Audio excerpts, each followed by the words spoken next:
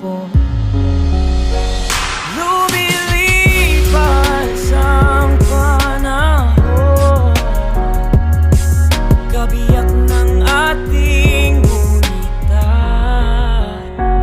Ang mga puno't halaman, bakit kailangan lumisan?